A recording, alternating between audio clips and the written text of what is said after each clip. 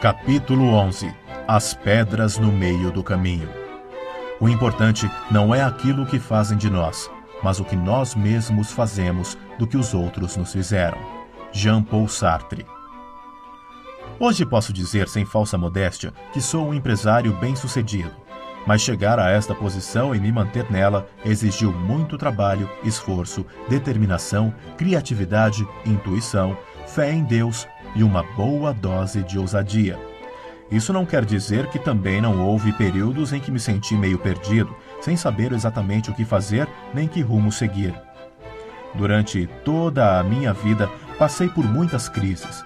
Como contei no início deste livro, nasci numa época em que o mundo estava em guerra, cresci durante a ditadura militar, sobrevivi a todos os movimentos que se seguiram à Revolução de 1964, vivenciei as dificuldades pelas quais o país passou com a deposição do presidente João Goulart, depois com a renúncia de Jânio Quadros, com a morte de Tancredo Neves, com os planos econômicos mirabolantes de Dilson Funaro durante o governo de José Sarney, com as estripulias de Fernando Collor de Mello, seguidas de seu impeachment, e tantos outros acontecimentos que abalaram o cenário nacional e internacional.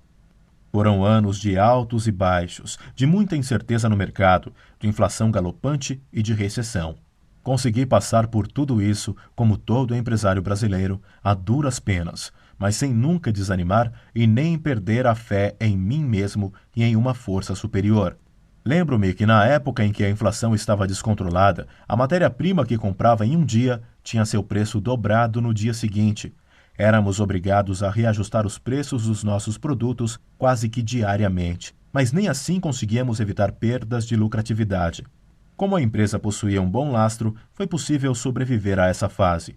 Em épocas de inflação, a tendência das pessoas é comprar o máximo possível, porque, como o dinheiro perde o valor muito rapidamente, o melhor é empatá-lo. Então, não foi difícil para a nossa empresa vender os produtos naquele período, porque os clientes sabiam que no dia seguinte o preço seria bem superior e acabavam comprando mais, até como forma de fazer um investimento. No meu segmento, o grande problema era a matéria-prima. O papel naquela época era dolarizado e, em muitas ocasiões, precisei pagar ágio para poder obtê-lo. Foram momentos difíceis. Recordo que cheguei a contratar um consultor formado pela mais conceituada faculdade de administração de empresas do país, como já contei no início do livro, e que, apesar de todo o seu conhecimento, não trouxe contribuições significativas para os problemas que estava enfrentando naquele momento. O dispensei e decidi que eu mesmo encontraria uma saída. Naquele ano, passei a véspera de Natal no escritório da Bobinex. Não havia mais ninguém trabalhando na empresa. Fui para minha sala, sentei-me à mesa e aproveitei aquele silêncio para fazer um planejamento. Parei por alguns minutos e pensei em tudo o que gostaria de realizar nos próximos anos. Planejei cada detalhe e coloquei tudo isso no papel. Quando terminei de escrever, guardei esse planejamento com mais de 200 itens na gaveta e fui para casa. Ao longo de todos os anos seguintes, acrescentei muito pouca coisa naquele documento. Adquiri a prática de ler esse planejamento quase que diariamente, anotando cada uma das determinações que consegui realizar e tendo presente o que ainda não consegui alcançar.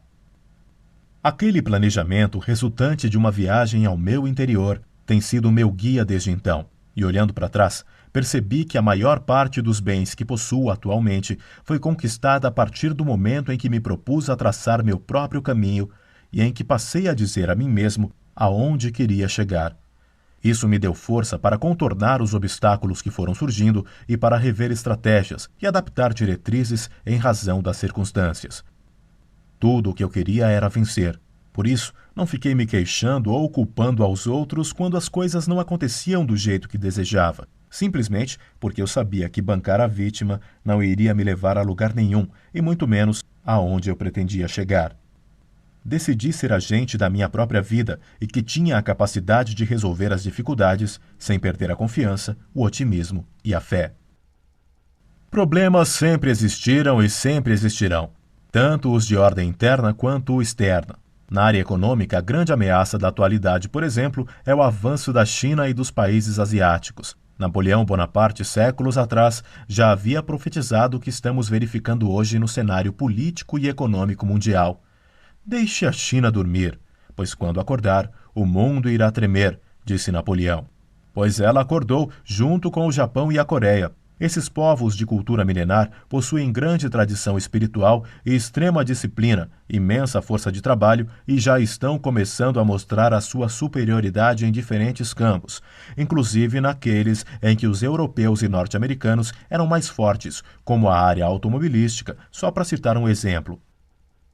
Inegavelmente, uma nova ordem mundial começa a se configurar e o empresário brasileiro dos mais diferentes segmentos precisará se preparar para enfrentar essa competição. O grande problema, no entanto, não é apenas a ameaça externa. As empresas brasileiras ainda precisam usar toda a criatividade e boa dose de ousadia para compensar a falta de uma política industrial e econômica eficiente, a ausência de linhas de crédito para o pequeno e médio investidor, os altos encargos financeiros e tantas outras questões.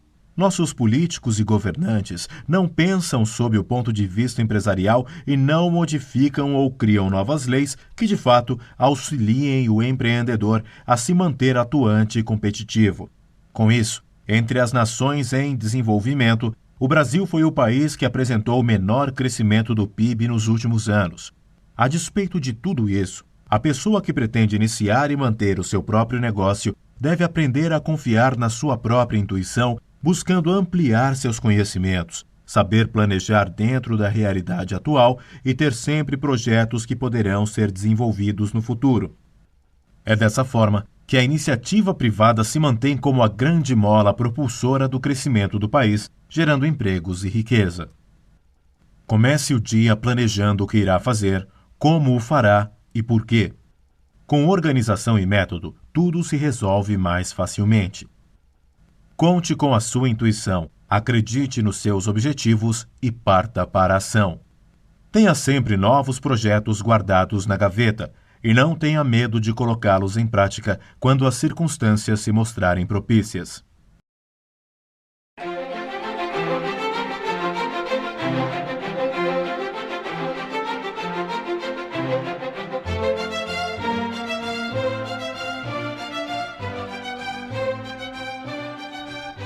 Capítulo 12.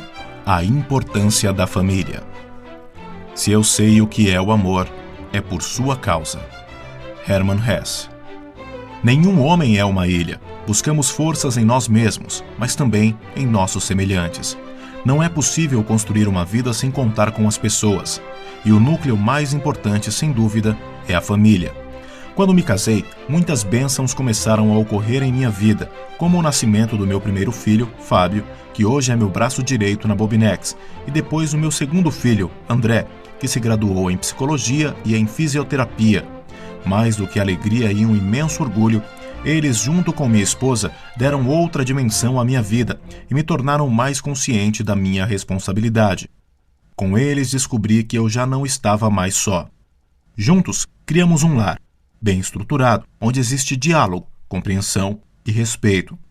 É neles que encontrei e continuo encontrando forças para enfrentar os obstáculos e para me renovar continuamente. Defendo a ideia de que os filhos aprendem muito mais através da observação do que das palavras. Por isso, procurei servir de bom exemplo para eles, tomando atitudes coerentes e apoiando-os sempre que precisaram.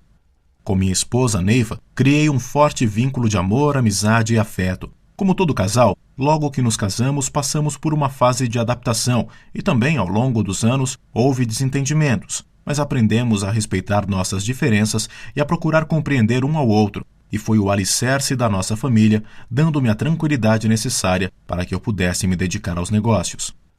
Como mãe zelosa e atenta, orientou nossos filhos, permitindo que eles crescessem fortes e conscientes sobre suas responsabilidades. Ela foi e continua sendo imprescindível para todos nós e seus ensinamentos agora estão sendo repassados aos nossos netos. Meus filhos são o meu maior tesouro. Fábio, o mais velho, formou-se em administração de empresas e hoje é meu sócio na Bobinex. Profissional competente, responsável, que está continuamente procurando se atualizar na sua área de atuação, executa seu trabalho com garra e seriedade. Grande parte do sucesso obtido pela empresa devo a ele. A Bobinex cresceu de forma considerável graças à sua capacidade analítica, assertividade, discernimento e percepção aguçada para os negócios, e tenho muito orgulho de tê-lo ao meu lado. André, meu filho caçula, também tornou-se um profissional conceituado dentro da sua área de atuação. Desde jovem se interessou em trabalhar na área de saúde, graduou-se em psicologia e em fisioterapia, e, como o pai e o irmão, procura aperfeiçoar seus conhecimentos através de cursos, viagens e muita leitura. Ele se tornou um homem perceptivo e intuitivo, mas também apresenta um lado racional muito forte, o que o mantém em equilíbrio. Amigos e colaboradores. Além da minha família, também devo muito a várias pessoas que passaram pela minha vida e que me ajudaram, de todas as formas, a me tornar um ser humano melhor. Sinto-me profundamente gratificado por tudo que construí e conquistei ao longo da minha caminhada. Sou grato a vários amigos, colegas, funcionários, sócios e colaboradores com os quais aprendi muita coisa sobre mim mesmo e sobre a vida. Pessoas como o Valdemar e o Sinésio, e tantos outros amigos valiosos que me abriram os horizontes e me ajudaram sobremaneira a transformar sonhos em realidade. Não posso deixar de mencionar também a importância de todos os bons profissionais que trabalharam na Bobinex, muitos dos quais ainda pertencem aos quadros da empresa e que contribuíram para renovar e profissionalizar a gestão e modernizar os processos produtivos. Cultive a amizade e os bons relacionamentos. Essas são as maiores riquezas que devemos conquistar. Seja leal com seus amigos, familiares, colegas de trabalho e com todas as pessoas com as quais se relacionar. Educar não é só ensinar, é dar exemplos.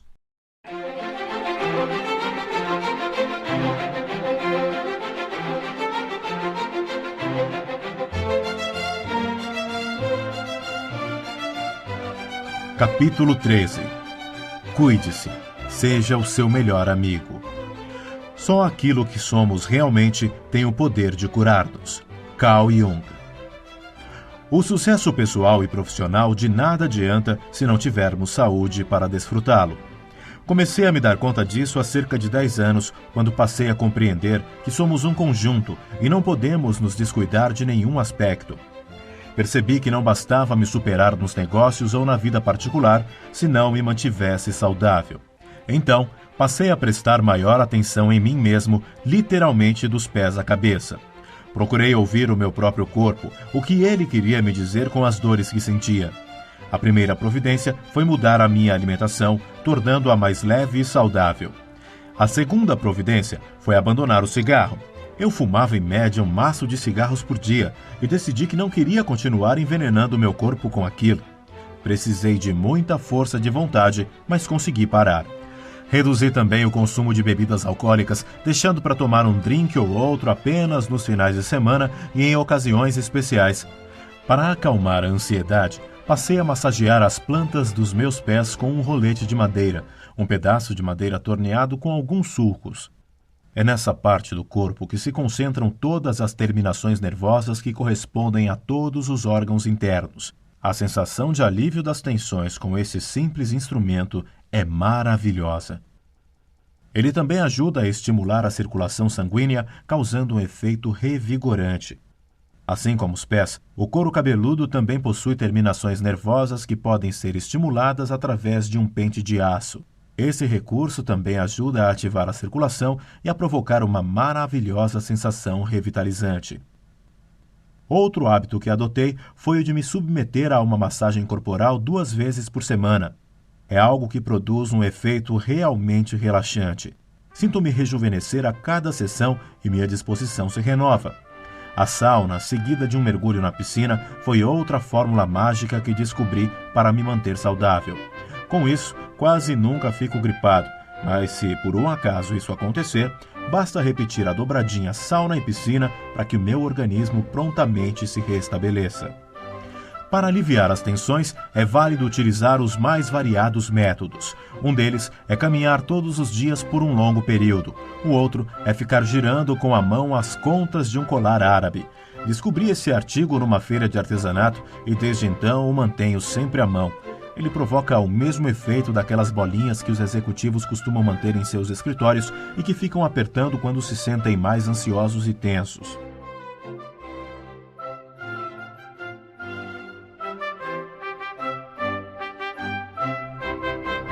Mente sã. Mas não é apenas o corpo que precisa de cuidados. A mente também precisa relaxar. Para isso, passei a praticar a meditação. Conto com a ajuda de um professor que encontro semanalmente para um trabalho de energização e meditação. Acredito que o ser humano precisa se manter ligado às orientações do espírito. Neste sentido, todos os dias procuro ficar alguns minutos em silêncio, num local onde não possa ser incomodado. Fecho os olhos e tento estabelecer a comunhão com Deus, mantendo a consciência de quem eu sou, onde estou e por que estou aqui. Qualquer pessoa pode fazer o mesmo. Todos temos a capacidade de entrar em contato com Deus. Basta ter esta intenção e aquietar a mente, para que essa sintonia aconteça. O cérebro também precisa ser estimulado. Para isso, leio diversos jornais, revistas e livros, para estar bem informado sobre tudo o que está acontecendo no país e no mundo. Leio tudo, até os classificados, e essa prática até me rendeu boas ideias e excelentes negócios. Outro hábito que mantenho é o de acordar cedo, às 7 da manhã, e dormir tarde, depois da meia-noite, e de organizar e planejar o meu dia. Sempre tive horários rígidos e hoje, embora possa relaxar um pouco nessa área, continuo procurando seguir a mesma rotina, porque sei que sem organização, o tempo não rende da mesma forma ou quanto poderia. Sempre que puder, pare e pense. Tire alguns minutos no dia para refletir sobre a sua personalidade. Avalie os pontos positivos e negativos e tente mudar o que não traz felicidade para você e para as pessoas próximas. Procure meditar, estudar e ler, sempre. Aprimore-se cada vez mais e também reflita sobre os hábitos pouco saudáveis que mantém e tente abandoná-los. Afinal, o corpo e a mente são o nosso maior patrimônio. A minha experiência de vida também me ensinou a agradecer por tudo o que me acontece, mesmo se aparentemente uma determinada situação não se mostre favorável. Compreendi que há sempre um ensinamento importante em todas as coisas. Assim, aprendi a ser mais flexível e tolerante e a aceitar a vida como ela se apresenta. Também descobri a importância de fazer uma revisão das minhas atitudes de forma constante. A cada decisão tomada, procuro refletir todos os pontos, se estava cometendo algum erro ou alguma injustiça, para poder corrigir tudo o que for necessário. Outro aprendizado fundamental foi o de cultivar pensamentos positivos. Entendi que precisava esquecer tudo o que não foi bom e que me causou sofrimento ou sensação de culpa. Também precisava deixar de me sentir uma vítima e ser capaz de perdoar a mim mesmo e àqueles que me prejudicaram. Da mesma forma, joguei fora as incertezas, os medos, os complexos e os aborrecimentos, para dar espaço a pensamentos e sentimentos mais positivos e estimulantes. Livrando-se da carga do passado, pude me renovar e me sentir feliz. Passei a ver o lado bom em tudo e a cultivar os sentimentos nobres, como amor, gratidão e compaixão. Chegar a esse ponto não foi fácil, mas se uma pessoa quer de fato alcançar o sucesso, é necessário que mude a forma de pensar e de agir. Alimentando-se dos pensamentos mais elevados, naturalmente você estará capacitando sua alma a vibrar em uma sintonia mais elevada, e com isso conseguirá atrair para si pessoas mais otimistas e preparadas. É comum vermos pessoas que se acostumaram a cultivar sentimentos de inferioridade e que se portam como se fossem vítimas, acreditando que as coisas boas nunca irão lhe acontecer. Vivem se punindo, não se valorizam e se tornam amargas e rancorosas. Essa postura não é aceitável na vida e muito menos na área dos negócios. Cada vez mais o mercado de trabalho busca profissionais que são capazes de resolver os problemas à medida em que eles surgem. Por isso é muito importante que cada um saiba adotar uma postura mais equilibrada e otimista. Só quem está bem consigo mesmo conseguirá manter-se equilibrado nas situações mais complicadas e ver a solução, ao invés de unicamente o problema. Mais uma vez reitero que não existe uma fórmula infalível para o sucesso, mas há pensamentos e ações que podem ajudar as pessoas a se tornarem melhores. Tais como: procure pensar que cada dia será melhor que o dia anterior. Seja autêntico. Não minta nem para si mesmo e muito menos para os outros. Seja firme, objetivo, coerente com os seus princípios, corajoso e independente. Assuma riscos. Pense antes de falar e fale apenas o necessário. Observe as pessoas e saiba respeitar as diferenças. Entre em contato com Deus. Para isto, basta abrir seu coração. Deus não criou o ser humano para ser infeliz. Faça a sua parte, que a providência divina fará o resto. planeje o seu dia ao acordar. Confie na sua intuição e preste atenção aos sinais que a vida lhe dá. Cuide do seu corpo e da sua mente diariamente. Divirta-se, tenha um tempo também para o lazer. Se fizer tudo isso e um pouco mais, conseguirá se tornar uma pessoa mais saudável, tanto física como emocional e espiritualmente. Assim, fatalmente as probabilidades de alcançar o sucesso aumentarão em escala geométrica.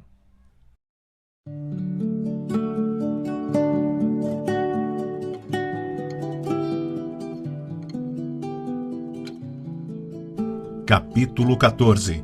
Considerações finais. O administrador não é mais do que um motivador de pessoas. Lee Iacocca. Na vida assumimos diferentes papéis, e o fundamental é sermos sempre coerentes e nos pautarmos pelos bons princípios e respeito ao próximo. Quando entro na minha empresa, por exemplo, ocorre uma transformação radical na minha personalidade. Sai o cara boa praça que adora um bom bate-papo e entra um homem mais sério, mais concentrado. Nos negócios, é necessário ser firme, determinado e comandar as equipes com rigor. Exigir qualidade e o cumprimento das obrigações dos seus subordinados é tarefa de todo líder, e eu sigo isso à risca, sem deixar de respeitá-los como pessoas e exigindo o respeito deles em troca. No tempo em que eu trabalhava como funcionário, nunca me contentei em apenas fazer bem feito o que me pediam, mas procurava ir além e aprender o máximo que pudesse com os meus superiores e com os demais colegas. Hoje, como empresário, quero que meus colaboradores tenham essa conduta. Por isso, sou bastante severo e exigente. Na Bobinex não há lugar para trabalhador acomodado e que não tem interesse em progredir. Esse tipo de atitude não traz ganhos para a empresa e também não contribui para que a pessoa cresça profissionalmente. Por isso, apesar de ser durão, minha equipe me respeita e admira. E tenho certeza que o fazem de forma sincera, porque são pessoas que sabem que eu irei valorizar e reconhecer os seus esforços através de promoções e de novas oportunidades. Todos eles adoram desafios, por isso minha empresa funciona com a precisão de um relógio suíço. Apesar do rigor com que conduzo meus negócios e meu pessoal, tenho consciência de que a base do sucesso de qualquer atividade profissional é o respeito humano.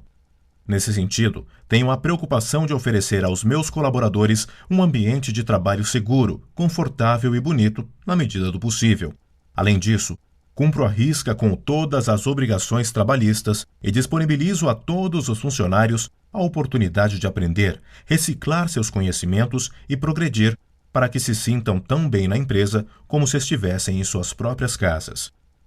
Nosso sistema de trabalho é familiar, mas existe grande senso de responsabilidade profissional.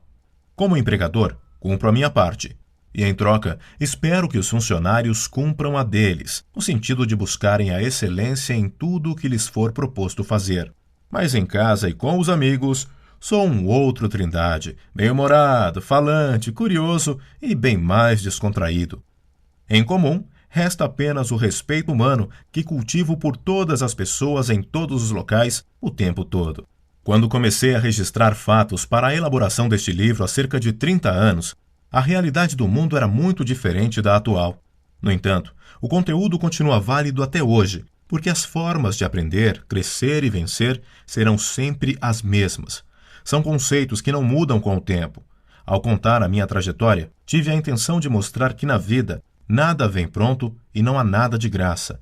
Lembre-se que tudo está em movimento e é possível mudar o nosso destino. É o conjunto de ações, comportamentos e intenção que possibilita nossas transformações, e só se consegue isso com trabalho, entusiasmo e fé. Se você também quer transformar a sua vida e se sentir um vencedor, procure se informar. Cerque-se de pessoas que sabem mais que você e aprenda com elas. Procure estar entre os melhores e se tornar um deles. Atualize-se, estude e encare a vida como se ela fosse um jogo. Aprenda a ganhar e a perder. Trabalhe com entusiasmo e tenha fé em sua empreitada.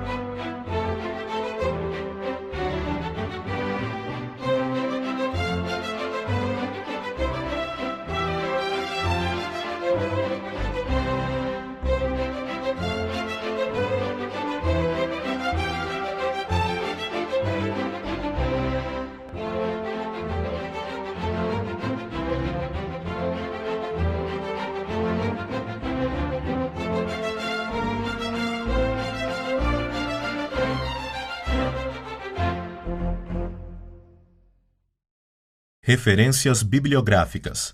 Carnegie, Dale. Como fazer amigos e influenciar pessoas. Companhia Editora Nacional. Chopra, Deepak. As 7 Leis Espirituais do Sucesso. Editora Best-Seller. Blanton, Smiley. A Solução Está na Fé. Editora Record. Mandino, Og. O Maior Mistério do Mundo. Editora Record. Mandino, Og. O Mago da Palavra. Editora Record. Peale, Norman Vincent. O Poder do Pensamento Positivo. Cultrix. Prado, Lourenço. Alegria e Triunfo. Editora Pensamento. Riedel, Arthur. Hei de Vencer. Editora Pensamento. Weiss, Brian L. Muitas Vidas, Muitos Mestres. Sextante Editora. Weiss, Brian L. A Cura através da Terapia de Vidas Passadas. Sextante Editora.